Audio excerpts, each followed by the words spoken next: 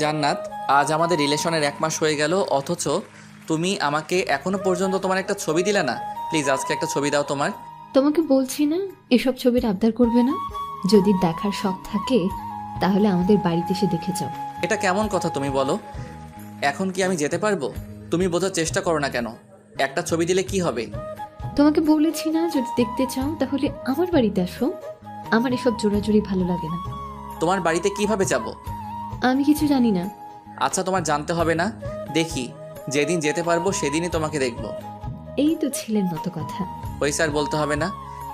ঠিক আছে বললাম না। ওই বাবু, এখন বাই। মা আসছে, পরে কথা হবে। তাই বলে ফোনটা রেখে চলে গেল। এখন আসেন, আমাদের পরিচয়টা জেনে নিন। আমি হৃদয়, এবার অনার্স 3য় বর্ষের ছাত্র। আর যে মেয়েটির সাথে কথা বললাম তার নাম জান্নাত। আমি ঢাকায় থেকে লেখাপড়া করি, আর জান্নাতের বাড়ি সিরাজগঞ্জ। জান্নাত এবার ইন্টার ফার্স্ট ইয়ারে পড়ে। আমাদের প্রথম পরিচয় ফেসবুকে। আস্তে আস্তে কথা বলতে বলতে দুজন দুজনের খুব ভালো বন্ধু হয়ে যায়, কিন্তু কখন যে আমি অজান্তেই তাকে ভালোবেসে ফেলি আমি নিজেও জানি না। তাকে কোনোদিন দেখি নাই, কিন্তু আমার মনের ঘরে তাকে নিয়ে একটি স্বপ্ন বেঁধেছি। ওর কাছে যতদিন ছবি চাইছি ততদিন আমাকে নিষেধ করছে। আপনারা দেখলেন তো এখন কি বলল। হৃদয়, একটু এদিকে আয় তো। পরিচয়টা তো দিয়ে দিলাম, এখন মা ডাকছে, বাকিটা আপনারা পড়ে নিন। হ্যাঁ মা, বলো কি হয়েছে? ঘরটা এমন অবহেলা করে রেখেছিস কেন? নিজের ঘরটা গুছিয়ে রাখতে পারিস না? ওহো মা, তুমি জানো আমি একটু অগোছালো, তবু প্রতিদিন একই কথা কেন বলো? দুদিন পরে বউ যখন ঘরে আসবে তখন কি করবি? হ্যাঁ। মা তুমি যে কি বলো না, তখন তো তোমার বৌমা এসব করবে। হয়েছে, আর বলতে হবে না। তাড়াতাড়ি রেডি হয়ে নাস্তার টেবিলে আয়। নাস্তা রেডি আছে, খেয়ে ভার্সিটিতে যা। ঠিক আছে মা। তারপর আমি রেডি হয়ে নাস্তা করে ভার্সিটিতে যাই। ভার্সিটিতে আমার বেস্ট ফ্রেন্ড হচ্ছে ইব্রাহিম। সেই ইন্টার থেকে আমরা দুজনে একসাথে লেখাপড়া করছি। দুজনের বেস্ট ফ্রেন্ড, কখনো আমাদের মধ্যে ঝগড়া হয় না। ভার্সিটিতে যেতেই দেখলাম ইব্রাহিম বট গাছের নিচে বসে আছে। কিরে, কখন আসলি? দোস্ত 5 মিনিট হলো। আজ দেখছি তোর মন খারাপ, ব্যাপার কি? কিছু হয়েছে নাকি? আরে না রে দোস্ত, কিছু হয়নি। তো তুই একা বসে কেন? আর সবাই আসেনি? সবাই এসেছে। সবাই যে যার ক্লাসে চলে গেছে। আমি তোর জন্য অপেক্ষা করছি এখানে। তো তুই তোর ক্লাসটা মিস করলি? আরে একদিন ক্লাস না করলে কিছু হয় না। পরের ক্লাস কয়টায়? 10টা 40-এ। আচ্ছা ঠিক আছে, তাহলে ততক্ষণ একটু আড্ডা দেই। হ্যাঁ তাই তো বলবি। মহারাজ দেরি করে আসবে আর ক্লাস মিস করবেন, আড্ডা দিতে হবে। দোস্ত, কাল থেকে আর লেট হবে না, প্রমিস। তুই তো প্রতিদিনই প্রমিস করিস, একদিনও কি রাখতে পারিস? সরি দোস্ত, আর হবে না। ঠিক আছে। তারপর বসে দুজনের আড্ডা দেই। 10টা 20-এ সবার ক্লাস শেষ হয় আর সবাই বটগাছ তলায় চলে আসে। তারপর সবাই মিলে আড্ডা দেই। এই সুমন, তোর বাবার কি অবস্থা এখন? হাসপাতালে ভর্তি আছে। সুমনের কোনো বড় ভাই নেই, তাই খুব কষ্ট করে লেখাপড়া করে আর বাবা মাকে দেখাশোনা করে, যার কারণে আমরা সবাই সুমনকে একটু বেশি ভালোবাসি। ওই আগের মতোই রে। আচ্ছা, ডাক্তার কি বলছে? ডাক্তার বলেছে সময় লাগবে, কিন্তু নিশ্চয়তা নেই। মন খারাপ করিস না দোস্ত, সব কিছু ঠিক হয়ে যাবে। দোয়া করিস দোস্ত। আমরা তো সব সময় দোয়া করি। আর তোর মা বাবা তো আমাদের মা বাবার মতোই, তাই না? হ্যাঁ অবশ্যই। তাহলে এমন কথা বললি কেন? সরি দোস্ত, ভুল হয়ে গেছে, আর বলবো না। ঠিক আছে। আচ্ছা মিলি, আজকে মেকআপ করিস নাই নাকি? তুই আবার আমার মেকআপ নিয়ে কথা বলছিস?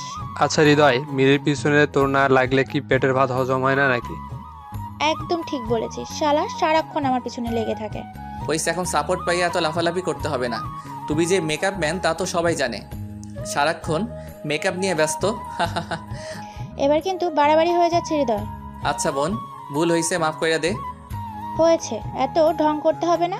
বাহ, না চাইলেও দোষ। আচ্ছা ঠিক আছে, আজকের পর আর কোনো দিন তোর কাছে মাফ চাইবো না। আচ্ছা তোরা কি শুরু করলি বলতো? আচ্ছা সব কিছু বাদ দে তো দোস্ত, খুব ক্ষুধা পাইছে, চল ক্যান্টিনে যাই। তোর ক্ষুধা লাগছে, তুই মিলিরে নিয়ে যা। আমাদের ক্লাসের সময় হয়ে গেছে, আমি আর ইব্রাহিম ক্লাসে গেলাম। যখন তোদের আবার ক্লাস আছে। ক্লাস না থাকলে কি আমি যাই? সবই বুঝি, না খাবার ধান্দা শুধু। ওই কি বললি তুই? তোদের আমি খাওয়াই না? প্রতিদিন যে ক্যান্টিনে বসে এটা ওটা খাস, কি খাওয়াই? আহা চল তো হৃদয়। আচ্ছা ঠিক আছে, তোরা ক্যান্টিনে গিয়ে বস, আমরা ক্লাস করে আসছি, তারপর একসাথে খাওয়া দাওয়া করব। আর তোদের যদি দেরি না পছন্দ হয় তাহলে খেয়ে নিতে পারিস, আমি এসে বিল দেবো, সমস্যা নাই। সত্যি দিবি তো? হ্যাঁ দেবো, এখন যা তোরা। তাই বলে ওদেরকে রেখে আমি আর ইব্রাহিম ক্লাসে চলে গেলাম। ক্লাসে ঢুকতে দেখি নতুন একটা স্যার জয়েন করছে আজকে তার ক্লাস।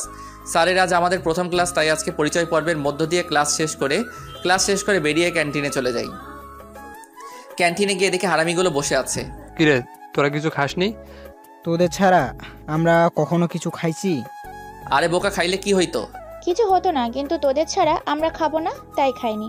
আচ্ছা খাসনি, ভালো করছস তো। এখন কি খাবি বল? এখন আর বেশি কিছু খাবো না, হালকা নাস্তা করলেই হবে। আচ্ছা তাহলে সিঙ্গারা আনি, তোরা বস। তাই বলে আমি সিঙ্গারা আনতে গেলাম, সাথে কোল্ড ড্রিঙ্ক নিলাম। তারপর সবাই নাস্তা করে কিছুক্ষণ আড্ডা দিয়ে বাসায় ফিরলাম। বাসায় এসে লাঞ্চ করে বিকালে একটা ঘুম দিলাম। সন্ধ্যায় ঘুম থেকে উঠে দেখি মোবাইলে 29টা মিসড কল। চেক করে দেখি জান্নাতের কল ছিল। কি মরণের ঘুমাচ্ছিলাম, ফোনটা বাজছিল বুঝতে পারিনি। জান্নাত তো আজকে আমাকে মেরেই ফেলবে। তাড়াতাড়ি করে জান্নাতকে একটা ফোন করলাম। হ্যালো জান্নাত। সরি, কে আপনি? আর কাকে ফোন করেছেন?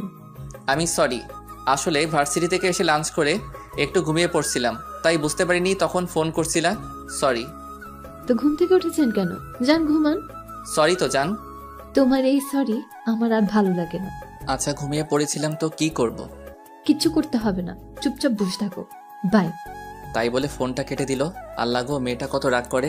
আল্লাহ তুই মেয়েটাকে একটু হেদায়েত দান করো। ফোনটা কেটে যাওয়ার সাথেই আবার ফোন করলাম।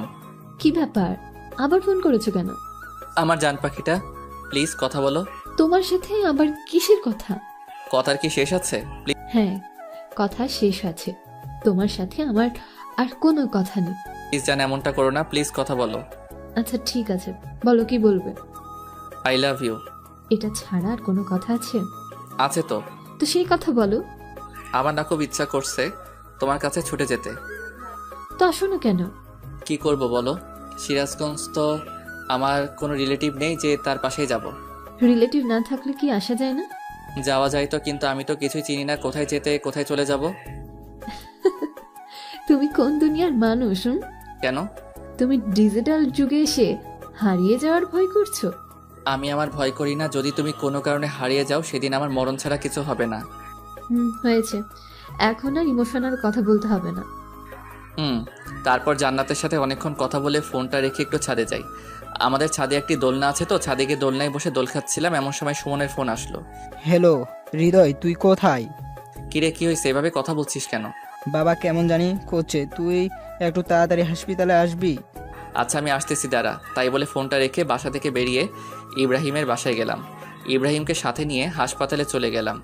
হাসপাতালে গিয়ে দেখি সুমন একটা বেঞ্চের উপরে বসে আছে। আমি সুমনকে বললাম, কি হয়েছে সুমন? বাবার হার্ট অ্যাটাক হয়েছে। কি বলিস, এখন আঙ্কেল কই? ডাক্তার অপারেশন করছে। আচ্ছা তুই কোনো চিন্তা করিস না, সব কিছু ঠিক হয়ে যাবে। তোরা তো জানিস আমি বাবার জন্য কত কিছু করছি। বাবা এমন হলে আমি আর মা থাকবো কিভাবে? আরে কিছু হবে না আঙ্কেলের। আমি সুমনকে সান্ত্বনা দিতে লাগলাম।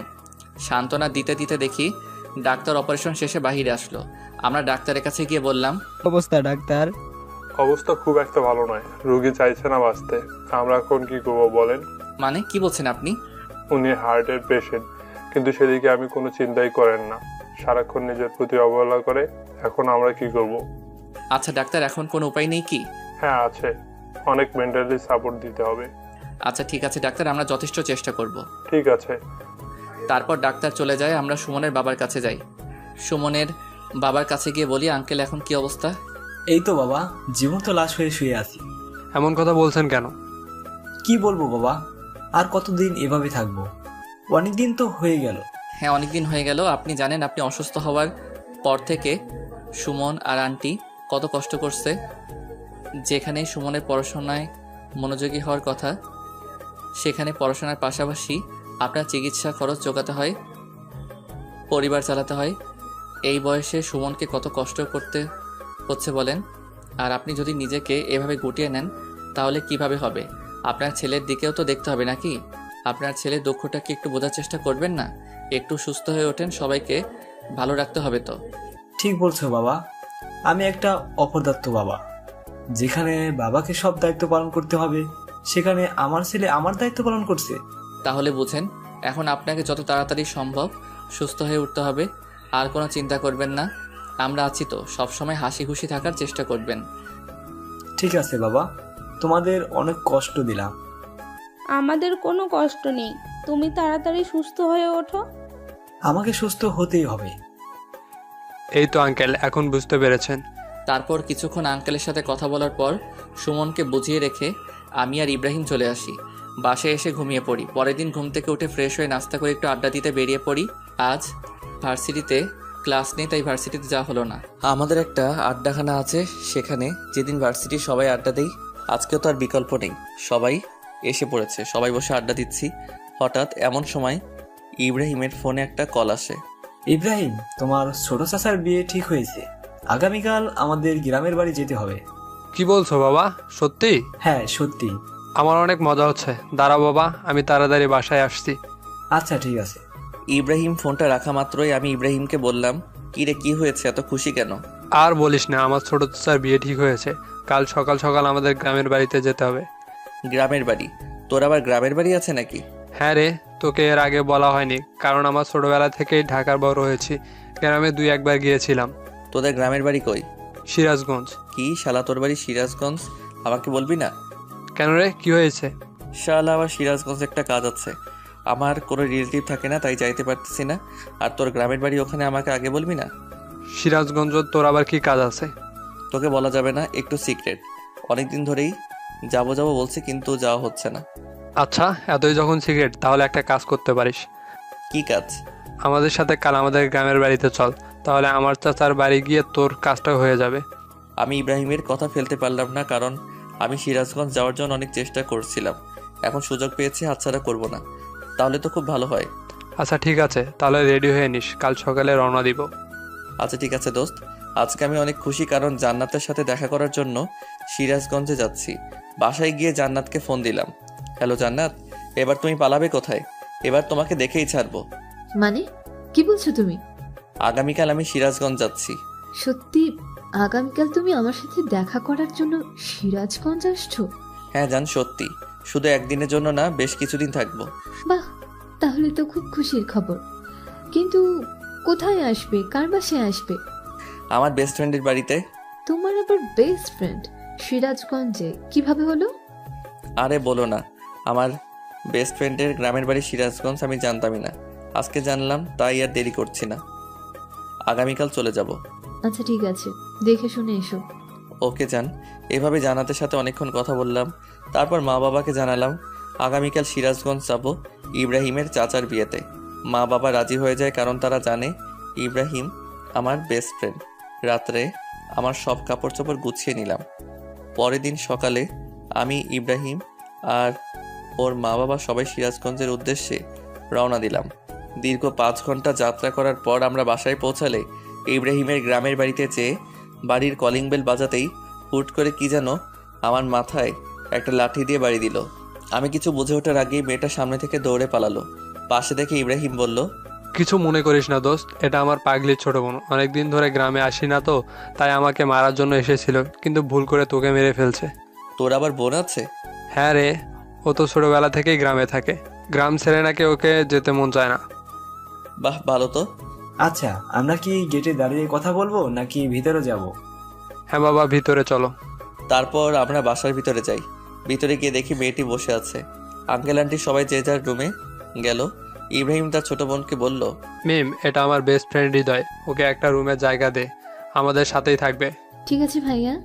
আমি মেয়েটার দিকে হা করে তাকিয়ে আছি। সত্যি মেয়েটা দেখতে অসম্ভব সুন্দর, কিন্তু বেশিক্ষণ তাকিয়ে থাকতে পারলাম না, কারণ সে আমার বেস্ট ফ্রেন্ডের ছোট বোন আর আমি অন্য একজনকে ভালোবাসি। যাই হোক, তারপর আমাকে একটি রুমে নিয়ে গেল আর বলল, এটা আপনার থাকার রুম, যান ফ্রেশ হয়ে একটু রেস্ট নেন। তোমাকে ধন্যবাদ। মেয়েটা ওয়েলকাম জানিয়ে চলে গেল। হঠাৎ আমার ফোনে কল বেজে উঠলো। জান্নাত ফোন করেছে। তাহলে তুমি সিরাজগঞ্জ এসেই গেলে? তুমি কিভাবে জানলে? এখন থেকে তোমার প্রত্যেকটা কদমই আমি দেখতে পাবো। মানে কিভাবে? সেটা তো তোমাকে বলা যাবে না। আচ্ছা, তুমি এখন লাল শার্ট পরে আছো না? তুমি এগুলো কিভাবে বলছো? সব জানতে পারবে। এখন থেকে তুমি আমার নজরে নজরে থাকবে। তুমি কখন কি করছো সবকিছুই আমি জানতে পারবো। আমি কিছুতেই বুঝতে পারছি না জান্নাত এগুলো কিভাবে জানে। আচ্ছা জান্নাত, তুমি কি আমাকে একটু খুলে বলবে? সময় হোক, সবকিছু জানতে পারবো। এটা আবার কেমন কথা? আমার সাথে লুকোচুরি খেলছো? যা মনে করবে তাই। তোমার জন্য এত কষ্ট করে আমি সিরাজগঞ্জে আসলাম, আর তুমি? এত কথা বলো না তো। এখন ফোন রাখলাম, পরে কথা হবে, বাই। এটা বলে জান্নাত ফোনটা রেখে দিল। আমি তো বিছানার উপর বসে গেলাম। বিছানার উপর বসে ভাবছি, জান্নাত আমার উপস্থিতি বুঝলা কিভাবে, আর জানলেই বা কিভাবে? আমি কি পোশাক পরে আছি না? ঘটনাটা কেমন জানি এলোমেলো লাগছে। এগুলো ভাবতে ভাবতে গিয়ে ফ্রেশ হয়ে নিলাম। ফ্রেশ হয়ে একটু রেস্ট নিলাম। অনেকক্ষণ পর ইব্রাহিম আমার রুমে এসে আমাকে ডেকে বলল, তুই তো কখনো গ্রামে আসিসনি, আর আমিও অনেক দিন ধরে গ্রামে আসিনি, তাই চল বাইরে থেকে একটু ঘুরে আসি। আচ্ছা ঠিক আছে চলো। আমি আর ইব্রাহিম বাড়ি থেকে বের হতে যাবো, এমন সময় মিম সামনে এসে দাঁড়িয়ে বলল, ভাইয়া কোথায় যাচ্ছিস? এ তো একটু বাইরে ঘুরতে যাব। কেন? তুই তো অনেকদিন যাবৎ গ্রামে আসিস না। গ্রামের রাস্তাঘাট কি তোর মনে আছে? তাই তো, আমরা তো এ কথা একদমই মনে ছিল না। আচ্ছা, যাওয়ার সময় সুজনকে সাথে নিয়ে যাস। আচ্ছা ঠিক আছে। সুজন ইব্রাহিমের বড় চাচার ছেলে, কিন্তু বয়সে আমাদের ছোট। সুজনকে নিয়ে গ্রামে ঘুরছি। সত্যি গ্রামের দৃশ্য অনেক সুন্দর। আশেপাশে ক্ষেত খামার আর তার মাঝখান দিয়ে রাস্তা।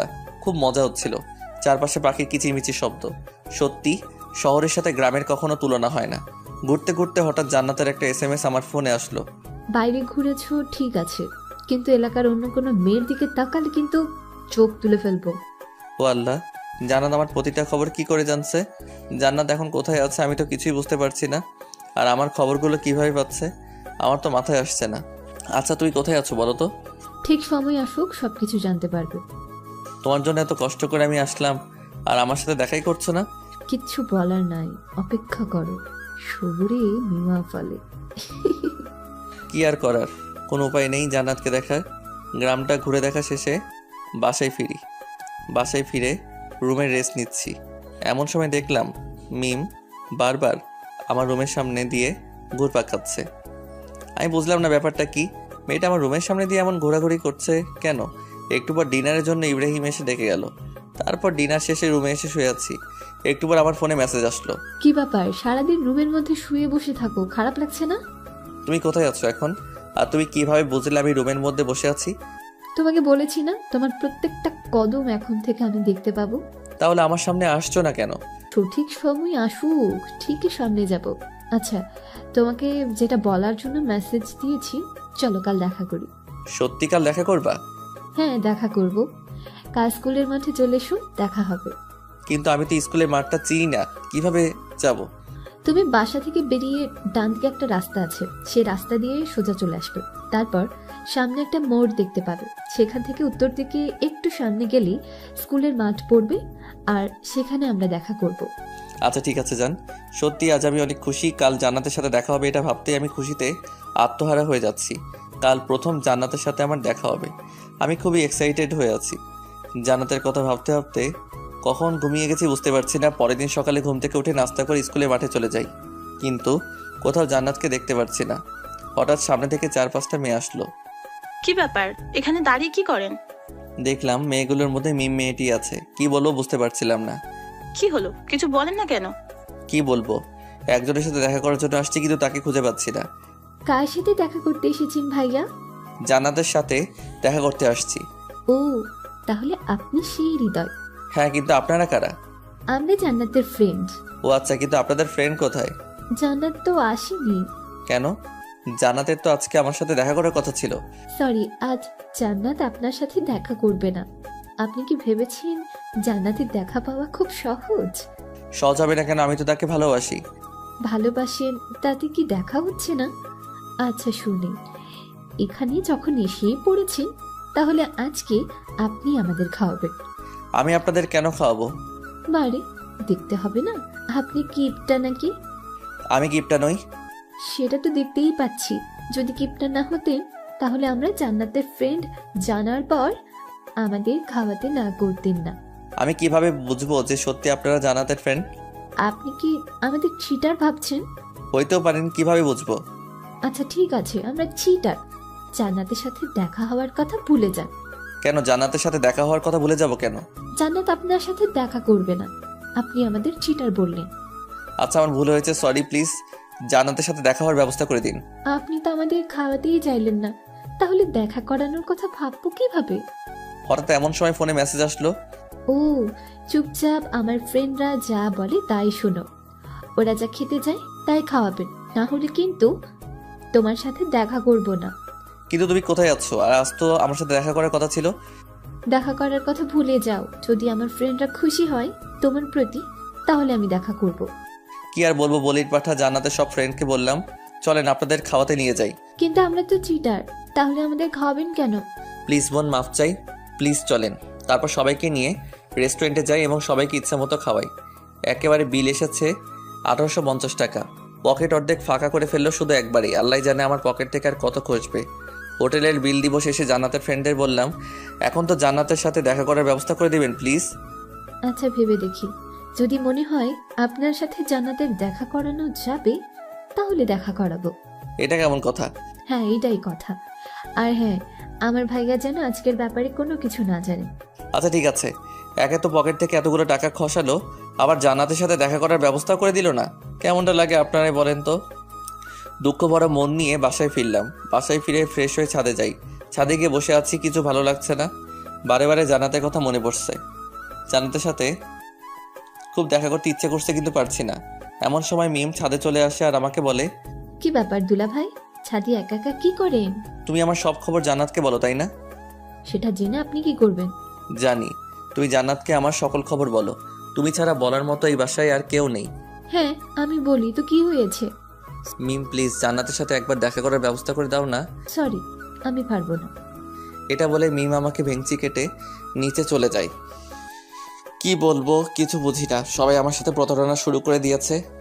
কার জন্য এই সিরাজগঞ্জে আসলাম তার সাথে আমার দেখা হচ্ছে না।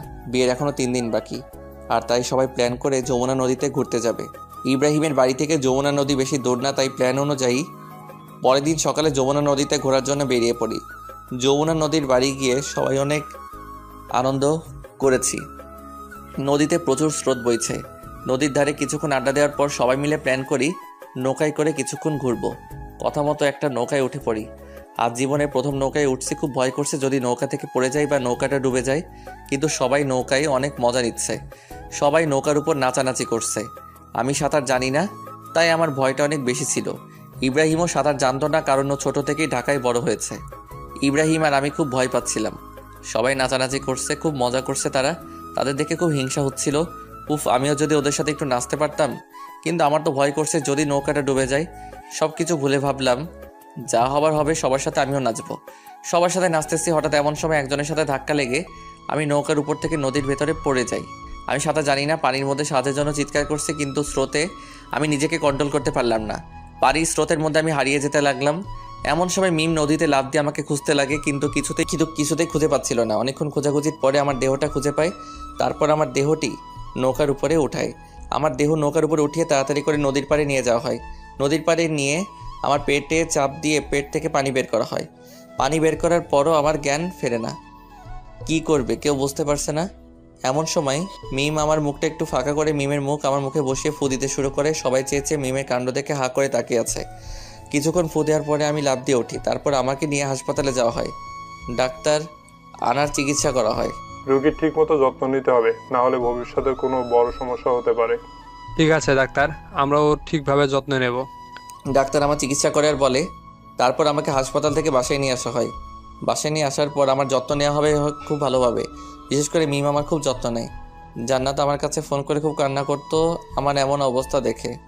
আমি পাগলিটাকে সান্ত্বনা দেওয়া ছাড়া কিছুই করতে পারতাম না। মিম আমার কাছে এসে বারে বারে মাপ চাইতো আর বলতো, সত্যি আমি জানতাম না আপনি সাঁতার জানেন না। আমি তো মজা করে আপনাকে ধাক্কা দিয়েছিলাম, কিন্তু আপনার এমন অবস্থা হবে আমি বুঝতে পারিনি। আমাকে মাফ করে দেবেন প্লিজ। বোকা, সমস্যা নাই, তুমি তো না বুঝেও করেছো। তুমি যদি জানতে আমি সাঁতার জানি না তাহলে তার করতে না। এসব চিন্তা বাদ দাও। আজ তোমার জন্য আমি বেঁচে গেছি। আজ তোমার জন্য আমি বেঁচে আছি। তুমি আমায় আবার দ্বিতীয়বারের মতো জীবন বাঁচালেন। তোমার কাছে আমি ঋণী। আমার জন্য এত কিছু হলো, আর আপনি সত্যি আপনি অনেক বড় মনের একজন মানুষ। আর তোমার জন্যই তো আমি নতুন জীবন পেয়েছি। তোমাকে ভুল বুঝবো কিসের জন্য? এখন থেকে আমি আপনার বেশি করে যত্ন নেব। থাকবো না, এত বেশি যত্ন নিতে হবে না। তোর ফ্রেন্ড জানতে পারলে আবার আমার উপর রাগ করবে। জান্নাত আপনাকে কিছু বলবে না। কেন কিছু বলবে না কেন? কারণ আমি সবার মতো না। জান্নাত আমাকে খুব ভালোভাবেই চেনে। তোমাদের ফ্রেন্ডশিপ তোমরাই ভালো বোঝো, কিন্তু আমার উপর রাগ করলে কিন্তু আমি দায়ী নই। তোমাকে রাগ ভাঙিয়ে দিতে হবে। আচ্ছা ঠিক আছে, আমি রাগ ভাঙিয়ে দেব। এখন হ্যাপি? আচ্ছা এখন একটু রেস্ট নেন, আপনার সাথে পরে কথা বলি। এরপর থেকে মেয়েটি আমার খুব যত্ন নেওয়া শুরু করে। আজ ইব্রাহিমের চাচার গায়ে হলুদ। আমিও প্রায় সুস্থ হয়ে গেছি শুধুমাত্র মিমের যত্ন নেওয়ার জন্য। গায়ে হলুদের অর্ধেক দায়িত্ব আমার ও ইব্রাহিমের উপর। আমাকে আর ইব্রাহিমকে বিয়ের দায়িত্ব পালন করতে হচ্ছে। গায়ে হলুদের প্যান্ডেল সাজানো, বাড়িতে সুন্দরভাবে ডেকোরেশন করা, লোকজনের খাওয়া দাওয়ার ব্যবস্থা করা, সব কিছু ছিল আমারও ইব্রাহিমের উপর দায়িত্ব। গায়ে হলুদের জন্য প্যান্ডেল সাজাচ্ছি আর বাড়িতে ডেকোরেশন দিয়ে সাজাচ্ছি। বিকেলবেলা গায়ে হলুদের অনুষ্ঠানে মেয়ে পক্ষরা চলে আসে। হলুদ মাখাতে অনেক মেয়ে আছে, তার মধ্যে একটি মেয়ে দেখতে অনেক সুন্দর ছিল। আমাকে দেখে বারবার আশেপাশে ঘুরতে লাগে। এমনটা দেখে মিম খুব ক্ষিপ্ত হতো। আমি কিছুতেই বুঝতাম না মিম আমার উপর ক্ষিপ্ত কেন। মিম আমাকে বারে বারে বলতো, আজ গায়ে হলুদ অনেক মেয়ে আসছে, যদি কোনো মেয়ের সাথে উল্টাপাল্টা কিছু করতে চান তাহলে কিন্তু আপনার খবর আছে। তোমার ফ্রেন্ড তো আমার সামনে আসে না, তাহলে আমি যদি অন্য কারোর সাথে কিছু করি অসুবিধা কি? আপনার সাহস তো কম না। অন্য কোনো মেয়ের দিকে চোখ তুলে তাকালে আপনার চোখ দুটো উঠিয়ে মার্বেল খেলবো। আচ্ছা, আমি যদি অন্য কোনো মেয়ের দিকে তাকাই তাহলে তোমার কি? ইয়ে, একদম বেশি বেশি করার চেষ্টা করবেন না। আমি কিন্তু জান্নাতকে সব কিছু বলে দেব। শুধু একবার বলে দেখো, তোমার অবস্থা খারাপ করে দেব। কি করবেন শুনি? আমি কি করব আমি নিজেও জানি না। প্লিজ বোন, জান্নাতকে কিছু বলো না। আমি তো জান্নাতকে বলে দেব, দেখি আপনি কি করেন। প্লিজ, আমি তোমার কাছে হাত জোর করছি, প্লিজ জান্নাতকে কিছু বলবে না। আচ্ছা ঠিক আছে। দেখতে দেখতে গায়ে হলুদ শেষ হলো। রাত্রে জান্নাতের সাথে ফোনে কথা বলছি। তুমি গায়ে হলুদের সময় মেয়েদের দিকে তাকিয়েছিলে কেন? ফোন কোন মেয়ের দিকে তাকাইলে আমার তোমাকে কে বলে এটা? যে বলার সে বলেছে, তুমি বলো অন্য মেয়েদের দিকে কেন তাকিয়েছো? সত্যি আমি তাকাইনি, ওই মেয়েটা আমার দিকে তাকিয়েছিল। না, তুমি ওই মেয়ের দিকে তাকিয়েছিলে, আমি জানি। সব ছিল একরকম। ওই জান্নাত, সত্যি আমি অন্য কোনো মেয়ের দিকে তাকাইনি। আমি শুধু তোমাকেই ভালোবাসি। তোমাকে ছাড়া অন্য কোনো মেয়ের কথা ভাবতেও পারি না। তুমি সব মিথ্যা কথা বলছো, আমি জানি সব কিছু। আর তাই আজকের পর থেকে তুমি আর আমার সাথে কোনো কথা বলবে না। কথা বলতে বলতে ভালো লাগছিল না, তাই ছাদে যাওয়ার জন্য রুম থেকে বেরিয়ে হাঁটতে থাকি। সিঁড়ির সামনে মিমের রুম। ফোন কথা বলতে বলতে চলে যাচ্ছি, এমন সময় খেয়াল করলাম আমার ফোনে যে ভয়েস যা আসছে তা মিমের রুম থেকেও আসছে। আমি বুঝতে পারছিলাম না। তারপর সব কিছু ভালোভাবে দেখে বুঝলাম যে মিমি আমার সেই জান্নাত। তাই তো বলি যে মিমের কণ্ঠটাও আচরণ এমন কেন লাগছে কেন? আমার কথা বুঝতে পারছো? আজকের পর তুমি আমাকে একদম ফোন দিবা না।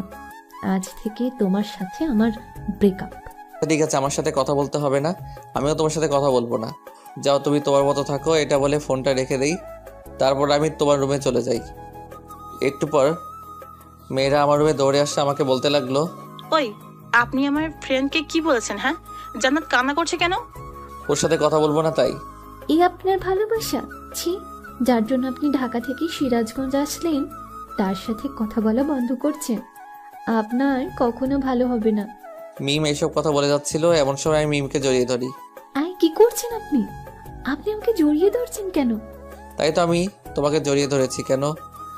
আচ্ছা, 1 মিনিট দাঁড়াও, আমি জান্নাতকে ফোন করে একটু বলে নেই যে আমি তোমাকে কেন জড়িয়ে ধরেছি। এটা জান্নাতকে বলার কি আছে? তুমি এমন তোতলাচ্ছ কেন? কই তোতলাচ্ছি? তোতলাচ্ছি না তো, এমনি। আচ্ছা, তাহলে আমি জান্নাতকে একটা ফোন দেই। জান্নাতকে কেন ফোন দেবেন? কারণ তুমি আমার জান্নাত, তাই। আমি আপনার জান্নাত হতে যাব কেন? ও আচ্ছা, তাই না? হ্যাঁ, কিন্তু আমি আপনার ফ্রেন্ডের ছোট বোন।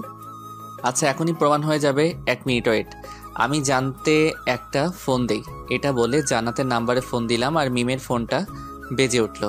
আপনার মোবাইল বাজছে কেন? মোবাইলটা একটু দেখি। কে ফোন করেছে আপনাকে দেখি?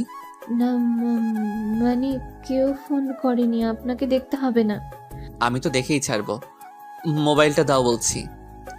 না, আমি কিছুতেই মোবাইল দেব না। এটা আমার পার্সোনাল ফোন, আপনাকে কেন দেব? আমি কিছু জানি না, আমি নেব।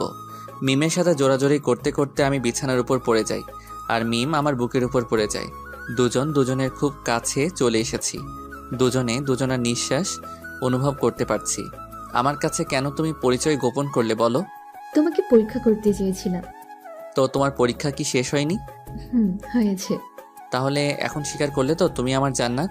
এখন আর না স্বীকার করে উপায় আছে? তাহলে এখন ছোট্ট করে একটা মিষ্টি দাও।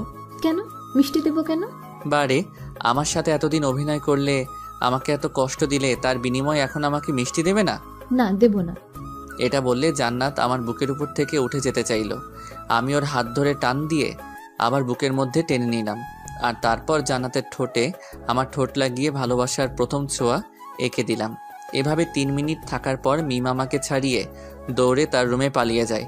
পাগলিটা আজ অনেক শরম পাইছে। পাবারই কথা, ভাবতেও পারিনি আজকে আমি ওর সাথে এমনটা করব। পাগলিটা রুমে গিয়ে ঘাপটি মেরে শুয়ে আছে।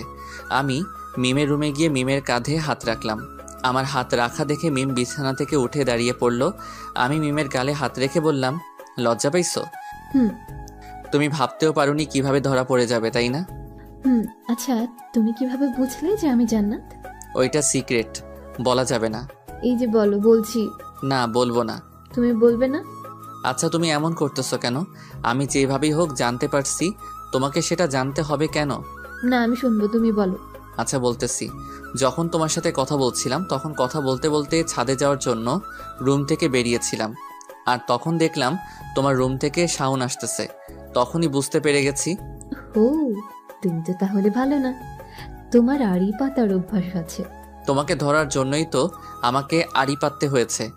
কতদিন হলো এসেছি, তুমি দেখাই দিলে না। যাও, তোমার সাথে কোনো কথা নেই। তাই বলে মুখ ঘুরিয়ে দাঁড়িয়ে আছে।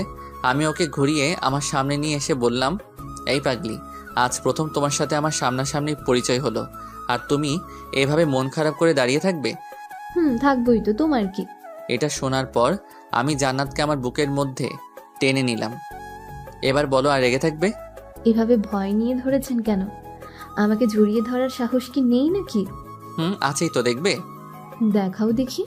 তাই বলে জান্নাতকে খুব জোরে জড়িয়ে ধরি। দুজনে অন্য এক জগতে হারিয়ে গেছি। অনেকক্ষণ জড়িয়ে ধরে থাকার পর মিম আমাকে ছাড়িয়ে বলল, ওই যান, এখন যাও, আবার কেউ দেখে ফেলবে। আচ্ছা যান। তারপর মিমের রুম থেকে বেরিয়ে আমি আমার রুমে চলে আসি। রাতে ঘুম ধরছিল না, তাই মিমকে ফোন করে ছাদে আসতে বলি। আমিও ছাদে চলে যাই। আমি ছাদে দাঁড়িয়ে আছি। একটু পর মিম ছাদে আসলো। দুজনে ছাদে বসে গল্প করছি। গল্প করতে করতে অনেক রাত হয়ে গেছে। তারপর আমি মিমকে বললাম, আচ্ছা যান, এখন ঘুমাতে হবে, কালকে আবার বিয়ে, অনেক কাজ আছে। তাই তো। আচ্ছা চলো এখন যাই। তাই বলে আমরা দুজনে ছাদ থেকে নেমে রুমে চলে আসি। রুমে এসে ঘুমিয়ে পড়ি। সকালবেলা ঘুম থেকে উঠে নাস্তার টেবিলে বসে আছি। আমার সামনের চেয়ারে মিম বসা। খাওয়ার সময় মিম বারে বারে ওর পা দিয়ে আমার পায়ে পাড়া দিচ্ছিল আর হাসছিল। আমিও হাসছিলাম। তার পাগলামিগুলো খুব ভালো লাগে। খাওয়া দাওয়া শেষে ডেকোরেশনের কাজে লেগে পড়ি। প্রথমে পুরো বাড়িটা সুন্দরভাবে ডেকোরেশন করে সাজাই। দুপুরবেলা গোসল করে সবাই বিয়েতে যাওয়ার জন্য রেডি হই। মিম আজকে অনেক সুন্দরভাবে সেজেছে। মিমকে দেখে চোখ সরাতে পারছি না। সত্যি মিমকে দেখতে আজ অনেক সুন্দর লাগছে। আমি মিমের কাছে গিয়ে বললাম, ওই এত সুন্দর করে সেজেছে কেন? কেন, দেখতে ভালো লাগছে না? ভালো লাগছে না মানে? মনে হচ্ছে আজকে বিয়েটা তোমার আর আমার। কি যে বলো না। সত্যি আজকে তোমাকে দেখতে অনেক সুন্দর লাগছে। তোমার জন্যই তো এত সুন্দর করে সেজেছে। তাই? হুম। আমরা কথা বলছিলাম, এর মধ্যে বরকে রেডি করা হয়। তারপর আমরা কনের বাড়িতে যাওয়া উপলক্ষে রওনা দেই। অনেকক্ষণ যাত্রা করার পর কনের বাড়ির সামনে পৌঁছাতেই দেখলাম অনেক সুন্দর করে গেট সাজানো হয়েছে এবং তার সামনে গেটে কনেপক্ষের লোকজন দাঁড়িয়ে আছে। আমরা গাড়ি থেকে নেমে গেটের সামনে দাঁড়াই আর বরকে কনেপক্ষের লোকজনেরা মিষ্টি খাওয়ায় আর তারপর টাকার আবদার করে। দুলা ভাই, আমাদের মিষ্টি খাওয়ার জন্য 20,000 টাকা দিতে হবে, না হলে গেট ছাড়ছি না। এটা আবার কেমন কথা? টাকা কি গাছের পাতা নাকি? হ্যাঁ, যে বললেন পেয়ে যাবেন, 20,000 টাকা চোখে দেখেছেন? না ভাইয়া, দেখি নাই, তাই তো আজকে চাইতেছি। যদি গেটের ভিতরে প্রবেশ করতে চান তাহলে টাকা দিতেই হবে। টাকা নেবেন ঠিক আছে, কিন্তু এত বেশি চান কেন? একটু কমাই নেন। কেন? কোনো কম নেই, আমরা 15 জন আছি, সবারই তো ভাগ লাগবে নাকি? প্লিজ একটু স্যাক্রিফাইস করেন, একটু ডিসকাউন্ট দেন। কোনো ডিসকাউন্ট দেওয়া যাবে না। আমি চাচার কানে কানে বললাম। চাচা পকেট থেকে 5,000 টাকা বের করে চুপি চুপি ওদের হাতে দিয়ে দেন। আচ্ছা দিচ্ছি। চাচা পকেট থেকে টাকা বের করে ওদের হাতে দেয় আর বলে, কত দিয়েছেন দুলা ভাই? হাতে দেয়। ওরা বলে, দেখেন না কত দেয়া হয়েছে। এ কি, এখানে তো মাত্র 5,000 টাকা। মাত্র 5,000 টাকার জন্য তো এত বড় গেট সাজায়নি। প্লিজ এত বাড়াবাড়ি করবেন না, যা দেওয়া হয়েছে তাই রাইখা দেন। না না, আমরা কোনো কথাই শুনবো না। আচ্ছা ঠিক আছে, একটু কমিয়ে দিলাম, 18,000 টাকা দেন। পাগল হয়েছেন নাকি আপনারা? আমরা কিছু জানি না, টাকা পেলে তবেই গেট ছাড়বো, তাছাড়া গেট ছাড়ছি না। অনেকক্ষণ ধরে তর্কাতর্কি করতে করতে শেষ পর্যন্ত 9,000 টাকা ম্যানেজ করে ফেললাম। উফ, কি ডাকাত রে ভাই, শুধু গেট ধরে 9,000 টাকা নিয়ে নিল। গেট দিয়ে ভেতরে প্রবেশ করে আমরা বসে আছি। একটু পর বিয়ে পড়ানো কাজ শুরু হলো। আলহামদুলিল্লাহ, দেখতে দেখতে বিয়েটা সম্পূর্ণ হয়ে গেল। বিয়ে শেষে খাওয়া দাওয়ার পর্ব শুরু। কনেপক্ষ দেখছি খাওয়া দাওয়ার বিশাল আয়োজন করেছে, অনেক রকম আইটেম করা হয়েছে। সবাই অনেক মজা করে খাওয়া দাওয়া করা হলো। খাওয়া দাওয়া শেষে বরকনেকে নিয়ে বাড়িতে ফিরি। সারাদিন অনেক ধকল গেছে, তাই বাসায় ফিরেই বরকনেকে তাদের বাসর ঘরে ঢুকিয়ে আমরা সবাই যে যার রুমে গিয়ে শুয়ে পড়ি। আমি রুমে গিয়ে শুয়ে আছি, কিন্তু ঘুম ধরছে না। কিছুক্ষণ চুপচাপ শুয়ে থাকার পরও ঘুম ধরছিল না। না পেরে জান্নাতকে ফোন করে ছাদে আসতে বললাম। দুজনে ছাদে গিয়ে বসে আছি। আজ তো চাচার বাসর রাত। তো এই বাসর রাত নিয়ে মানুষের কত পরিকল্পনা থাকে, তার কোনো শেষ নেই। থাকবই তো।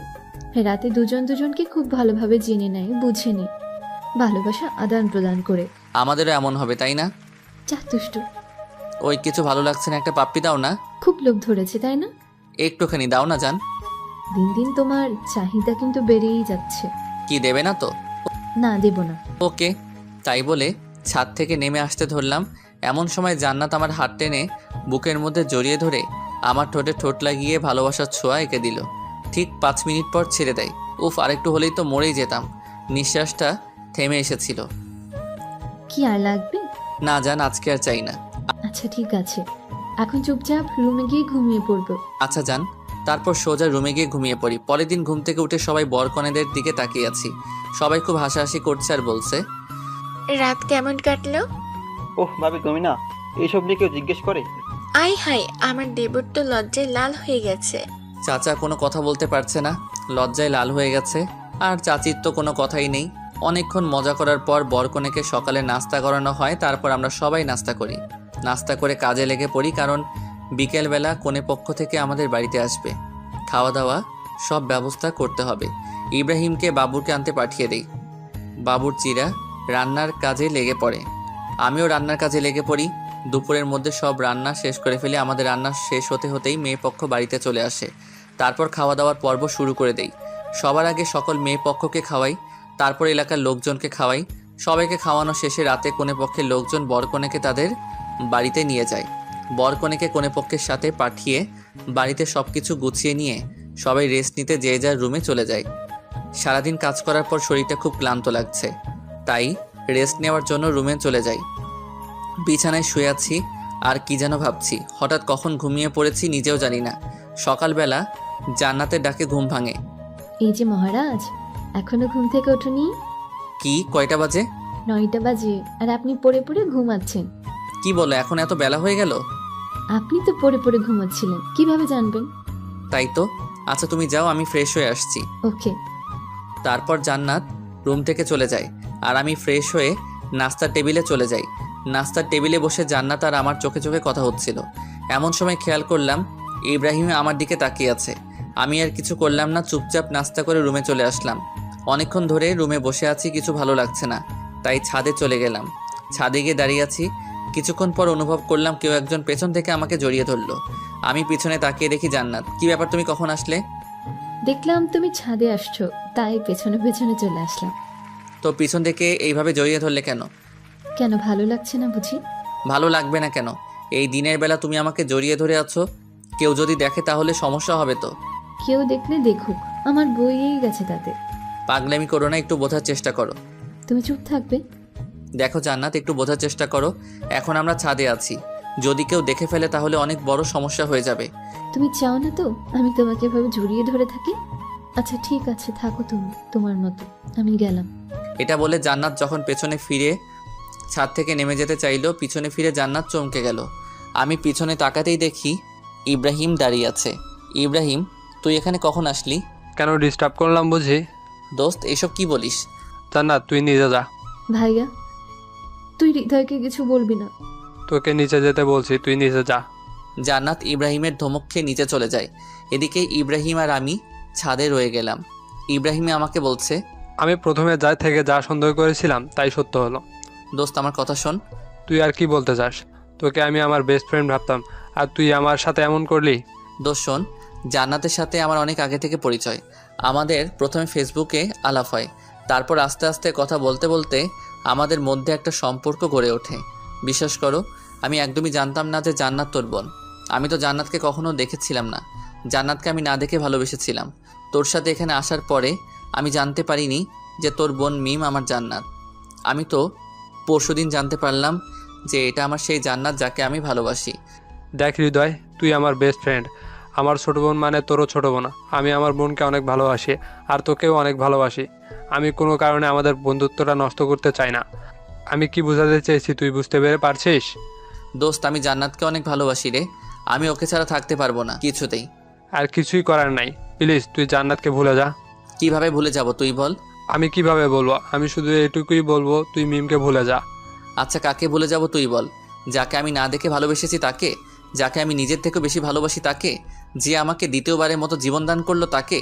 যে আমাকে বিশ্বাস করে আমার সাথে সারা জীবন কাটানোর প্রতিজ্ঞা করেছে তাকে? তুই বল, আমি কিভাবে ভুলে যাব? শোন হৃদয়, তোকে সব কিছু ভুলে জান্নাতকে ভুলে যেতে হবে। আমি আমার জীবনকে কষ্ট দিতে পারবো না, আর আমি কখনোই আমাদের বন্ধুত্বটা নষ্ট করতে চাই না কিছুতেই। প্লিজ, তোকে আমার বন্ধুত্বের কসম। তুই এটা কি করলি? তুই কেন বললি এটা? আমি জান্নাতকে কিভাবে ভুলে যাব? হৃদয়, তুই নিজেকে শক্ত কর। আর হ্যাঁ, আমি তোকে যে এসব বলছি তা যেন জান্নাত কিছুতেই জানতে না পারে। আচ্ছা ঠিক আছে। আচ্ছা চল এখন নিচে যাই। প্লিজ তুই যা, আমাকে একটু একা থাকতে দে। ঠিক আছে, কিন্তু কথাটা মনে রাখিস। তোকে বললাম তো, তুই যা এখান থেকে। ওকে, আমি যাচ্ছি। তাই বলে ইব্রাহিম নিচে চলে গেল। আমি একা ছাদে দাঁড়িয়ে আছি, কিছুতেই চোখের জলকে থামাতে পারছি না। আমি জান্নাতকে কিভাবে ভুলে যাব? যে আমার নিঃশ্বাস, যার সাথে একটা মুহূর্ত কথা না বললে আমার খুব কষ্ট হয়, তাকে কি করে ভুলে যাব? ইব্রাহিম, তুই আমাকে কেন আমাদের বন্ধুর কসম দিলি? আমি কি জান্নাতকে কিছুতেই ভুলতে পারবো না রে? প্লিজ তুই কসমটা উঠিয়ে নিয়ে। অনেকক্ষণ ধরে ছাদে একা একা দাঁড়িয়ে কান্না করছি, জানি না পাগলিটা নিচে কি করছে। যদি আগে জানতাম জান্নাত ইব্রাহিমের বোন, তাহলে হয়তো কখনোই তাকে ভালোবাসতাম না। কিন্তু আমি তো জান্নাতকে আগে থেকেই ভালোবাসি, তাহলে কেন হচ্ছে আমার সাথে এমনটা? জান্নাত, তুমি আমাকে মাফ করে দিও। হয়তো আর কখনো তোমাকে ভালোবাসি কথাটা বলতে পারবো না। অনেকক্ষণ ছাদে দাঁড়িয়ে কান্না করার পর নিজেকে অনেক দুর্বল মনে হচ্ছে, তাই ছাদ থেকে নেমে রুমে গিয়ে শুয়ে আছি। ব্যাগে কিছু ঘুমের ওষুধ ছিল, সেগুলোকে ঘুমিয়ে আছে, যাতে জান্নাত আমাকে ডাকলে আমি সাড়া দিতে না পারি। আমি ঘুমিয়ে আছি গভীর ঘুমে। রাত 3টায় ঘুম ভাঙলো। ঘুম ভাঙতেই দেখি আমার পায়ের কাছে কে যেন বসে গুমড়ে গুমড়ে কাঁদছে। আমি ভালো করে চোখ ঘষে নিয়ে তাকিয়ে দেখি জান্নাত। কি ব্যাপার জান্নাত, তুমি এত রাতে এখানে? আমি সরি হৃদয়, তখন তোমার কথা আমি শুনিনি। তখন যদি তোমার কথা আমি শুনতাম, তাহলে আজ ভাইয়ার কাছে ধরা খেতাম না। আরে পাগলি, কান্না করো কেন? একদিন একদিন সবাই তো জানতেই পারতো, তাই না? ভালো হয়েছে ইব্রাহিম জানতে পারছে। যদি আঙ্কেল আন্টি কেউ দেখতে পেত তাহলে আমাকে অনেক খারাপ ভাবতো। এখন আমি কি করব? মা বাবাকে আমাদের সম্পর্কের কথা জানাবো? পাগল নাকি? এখন আঙ্কেল আন্টি এসব জানতে পারলে আমাদের ভুল বুঝবে। আঙ্কেল আন্টি কখনো এটা মেনে নেবে না, কারণ আমি একটা বেকার ছেলে। কোনো মা বাবা তার মেয়েকে বেকার ছেলের হাতে তুলে দিতে চাইবে না। তাহলে এখন কি করব? প্লিজ কান্না করো না, তোমার কান্না আমি সহ্য করতে পারছি না। তাহলে এখন কি করব তুমি বলো? দেখো জান্নাত, এখন আর আমাদের কিছু করার নেই। প্লিজ তুমি এখন আমাকে ভুলে যাও। কি? আমি তোমাকে ভুলে যাব? জান্নাত প্লিজ একটু বোঝার চেষ্টা করো, আমাদের সম্পর্কটা কন্টিনিউ করা সম্ভব না। ইব্রাহিমকে আমি আমার ভাইয়ের চেয়ে অনেক বড় কিছু ভাবি। ইব্রাহিম কষ্ট পাবে এমন কোনো কাজ আমি করতে পারবো না। প্লিজ জান্নাত, তুমি আমাকে ভুলে যাও। আমি কিছুতেই তোমাকে ভুলতে পারবো না। তোমাকে ছাড়া আমি এক মুহূর্তে থাকতে পারি না, তুমি জানো না? প্লিজ জান্নাত, এমন পাগলামি করো না। কেন তুমি আমার জীবনে আসলে? কেন তুমি আমাকে এতটা ভালোবাসলে? কেন তুমি আমায় এতটা পাগল করলে? কেন এখন তুমি আমায় ভুলে যেতে বলছো? জানি না। আচ্ছা, একটা কাজ করলে হয় না? কি কাজ? চলো না আমরা কোথাও পালিয়ে যাই। কিছুতেই না। আমি আমার মা বাবাকে কষ্ট দিতে পারবো না। আমি আমার বেস্ট ফ্রেন্ডকে কষ্ট দিতে পারবো না। আমি তোমার মা বাবাকে কষ্ট দিতে পারবো না, কারণ মা বাবাকে কষ্ট দিয়ে কখনো সুখে থাকা যায় না। আর তাই প্লিজ আর পাগলামি করো না। এতদিন যা হয়েছে ভেবে নাও সব কিছু ভুল ছিল। মনে করো তোমার সাথে আমার কোনোদিন দেখা হয়নি, তোমার সাথে কোনোদিন আমার আলাপ হয়নি, তোমার সাথে কোনো রিলেশনই ছিল না আমার। আমি কিছুতেই পারবো না এটা। এই পাগলি, প্লিজ আর কান্না করো না। আচ্ছা তুমি বলো, তুমি আমাকে ভুলে থাকতে পারবে? হ্যাঁ পারবো। সত্যিই তুমি পারবে আমাকে ভুলে থাকতে? কেন পারবো না? তোমাকে ভুলে থাকা তো কোনো ব্যাপারই না। দেখো, আমি যদি তোমাকে ভুলে থাকতে পারি তাহলে তুমি পারবে না কেন? তুমি তো একটা বেঈমান। তুমি আমাকে ভালোই বাসনি। যদি ভালোবাসতে তাহলে ভুলে যাওয়ার কথা বলতে না। এই তো সত্যটা ধরতে পারছো। আমি তো তোমাকে মন থেকে ভালোবাসিনি। হ্যাঁ, এতদিন তো শুধু অভিনয় করেছি। তোমার মতো বেঈমানকে ভালোবাসাটা আমার জীবনের সব থেকে বড় ভুল। এখনো সময় আছে, চাইলে ভুলটা সংশোধন করে নিতে পারো। হ্যাঁ তাই করব। একটা বেঈমানকে ভালোবেসেছিলাম, এটা ভুলে যেতে আমার বেশি সময় লাগবে না। আমিও তো এটাই চাই, তুমি আমাকে ভুলে যাও। জান্নাত দৌড়ে বাড়ি থেকে বেরিয়ে চলে যায়। সত্যি আমি অনেক বড় বেঈমান। আমি বন্ধুত্বটা টিকিয়ে রাখার জন্য আমার ভালোবাসাটা কবর দিলাম। কিছু কিছু ভালোবাসা এমনই, কিছু সম্পর্কের কাছে হার মেনে যায়। আমার ভালোবাসাটাও না হয় এভাবেই হারিয়ে গেল। আজ খুব কষ্ট হচ্ছে, কিন্তু কি করব, আমার কিছু করার নেই। সত্যি আমি ইব্রাহিমকে কষ্ট দিতে চাই না। ইব্রাহিমকে আমি অনেক ভালোবাসি। রাতে ভাবছি যদি আমি এখানে থাকি তাহলে রোজ জান্নাতের সাথে আমার দেখা হবে, আর জান্নাতের সাথে আমার দেখা হলে জান্নাত আমাকে কিছুতেই ভুলতে পারবে না, আর আমিও জান্নাতকে কিছুতেই ভুলতে পারবো না। তাই সব থেকে ভালো হবে আমি কাল সকালে কাউকে কিছু না জানিয়ে এখান থেকে চলে যাব। কথা মতো পরের দিন সকালে সিরাজগঞ্জ থেকে আমি ঢাকায় চলে আসি। কিন্তু ঢাকায় আসার আগে আমি রাত্রে একটা চিঠি লিখি, আর চিঠিটা গোপনে জান্নাতের টেবিলের উপর রেখে আসি। পরদিন সকালে জান্নাত ঘুম থেকে উঠে হৃদয়কে খুঁজতে যায়, কিন্তু হৃদয়কে রুমে খুঁজে পায় না।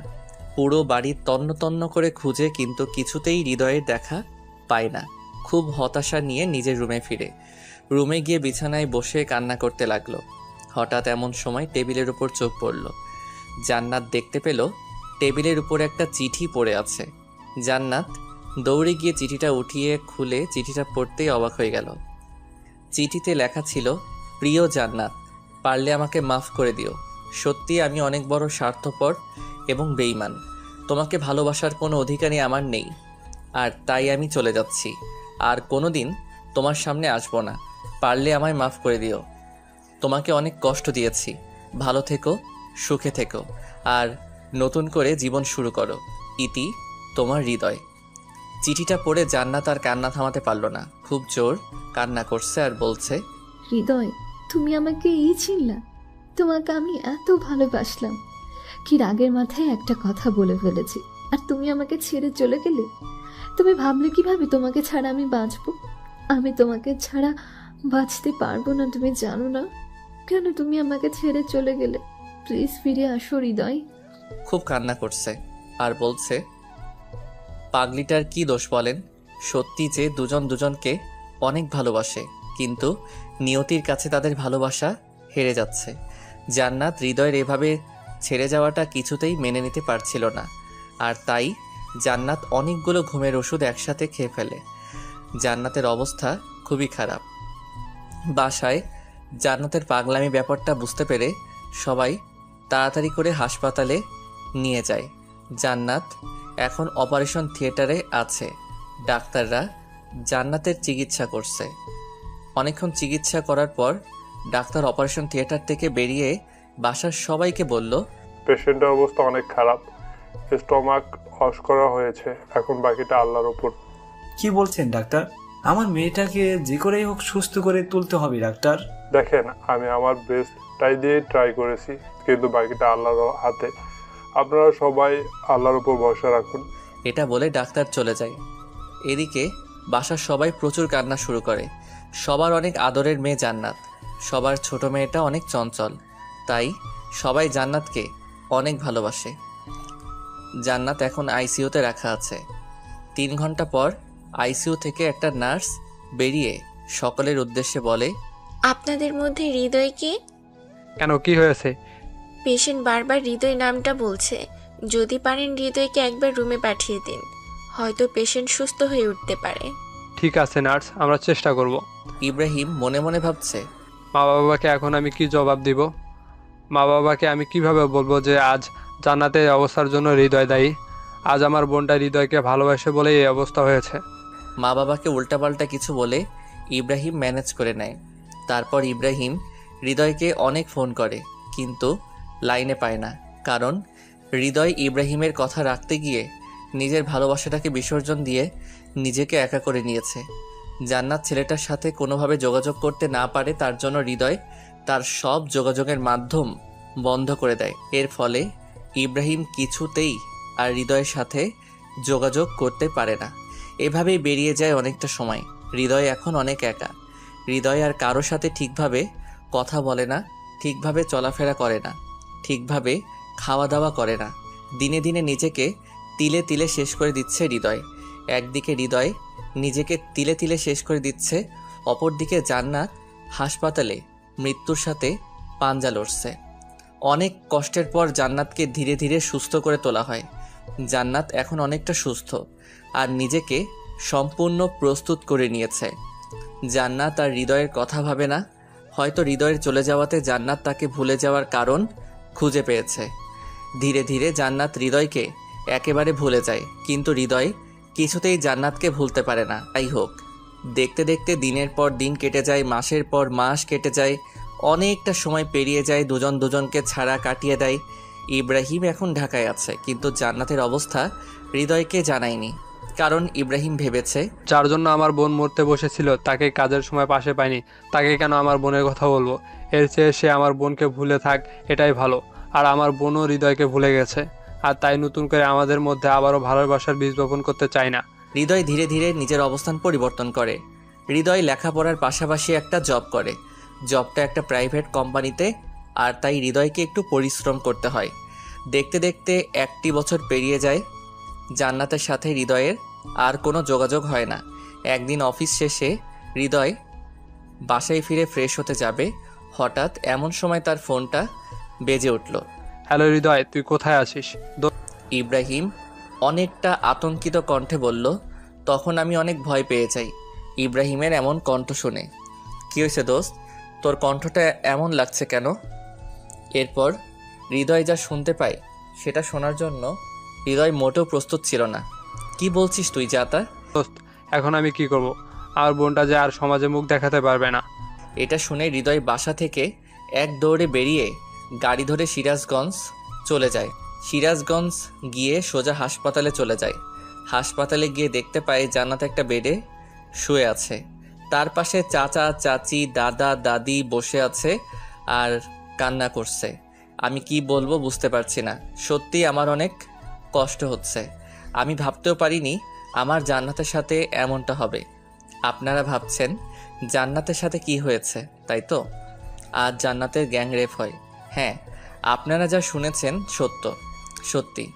আজ জান্নাতের সতীত্ব নষ্ট করে দেয় এলাকার বাজে কিছু ছেলে। হৃদয় জান্নাতের কাছে গিয়ে জান্নাতের হাতে হাত রেখে বলে, এসব কি করে হলো? কি হলো জান্নাত, বলছো না কেন? কি হলো জান্নাত, কিছু বলছো না কেন? আমার সাথে কথা বলবে না? দেখো, আমি অতীতে যা করছি তার জন্য তুমি আমাকে শাস্তি দিও, কিন্তু প্লিজ এখন কথা বলো। জান্নাত কারোর সাথে কথা বলছে না বাবা। কেন কথা বলছে না চাচা? মেয়েটার সাথে যা হয়ে গেল, এরপর কিভাবে মেয়েটা কথা বলবে? কিভাবে এত কিছু হয়ে গেল আমাকে কেউ বলবে প্লিজ? সুজন আমার হাত ধরে টেনে নিয়ে হাসপাতালের ছাদে চলে যায়। তারপর সুজন বলে, ভাই আমি বলছি কি হয়েছিল। তাড়াতাড়ি বলো কি হয়েছিল। তারপর সুজন হৃদয়কে বলতে লাগলো কিভাবে এত কিছু হলো। আজ জান্নাতের কলেজ বন্ধ ছিল, তাই আমি জান্নাতকে জোর করে আমার স্কুলে নিয়ে যেতে চেয়েছিলাম।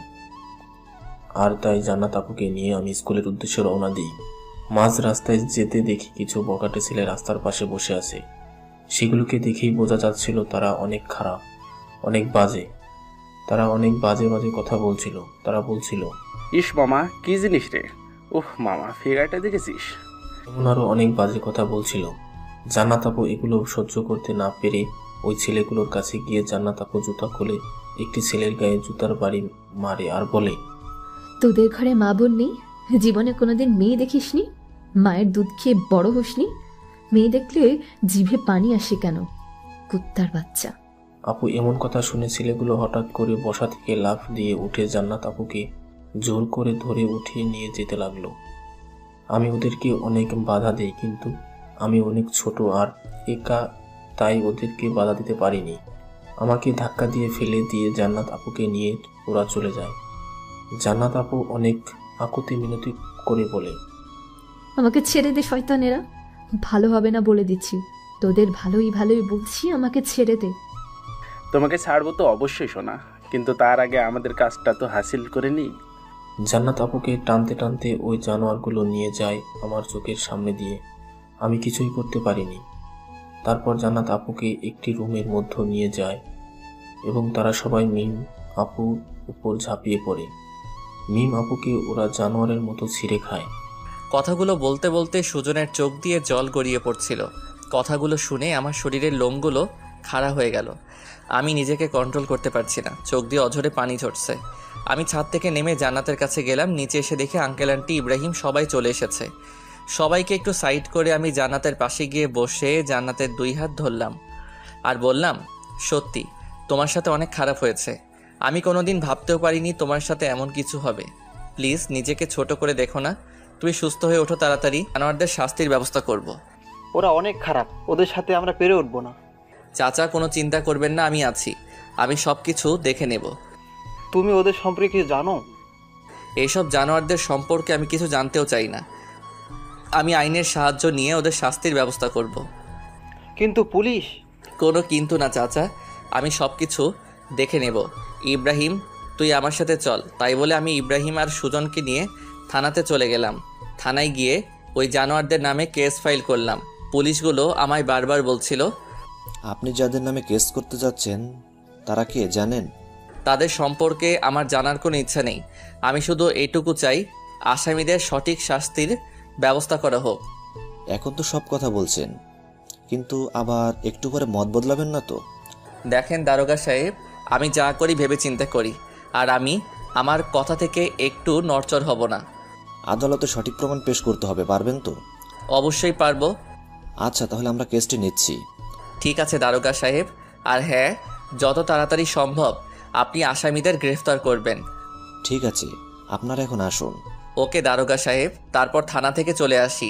হাসপাতালে আসতে সবাই আমাকে ধরে বলে, এমনি মেয়েটার এই অবস্থা, সবার সামনে মাথা উঁচু করে বাঁচতে পারবো না। আবার তুমি যা শুরু করলে হৃদয়। দেখেন আঙ্কেল, আমি যা করছি একদম ঠিক করছি। আচ্ছা, এখানে জান্নাতের দোষটা কোথায় আমাকে বলবেন? জান্নাত কি নিজের ইচ্ছায় ধর্ষিত হয়েছে?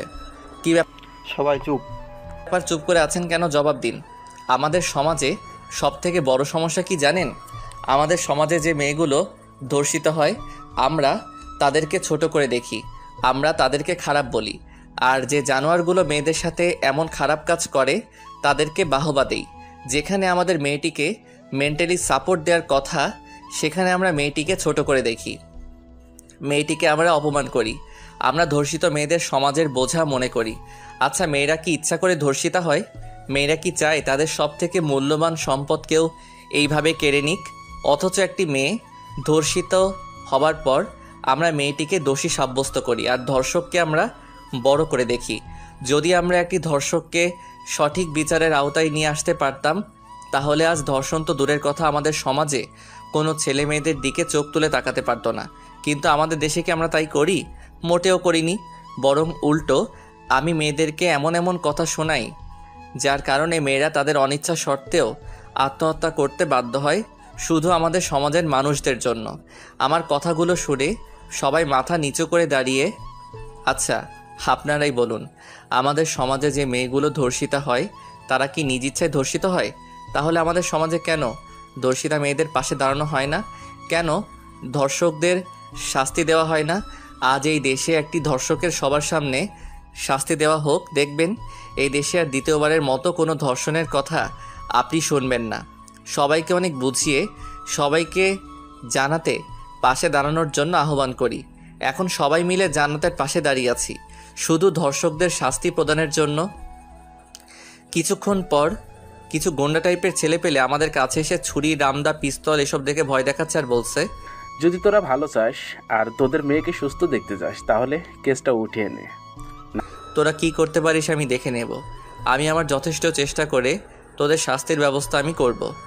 তোর সাহস তো কম না, তুই আমাদের বিরুদ্ধে মামলা করেছিস, আবার আমাদের মুখের ওপর কথা বলছিস। তোদের মতো কুত্তার সাথে কথা বলতে আমার বয়ে গেছে।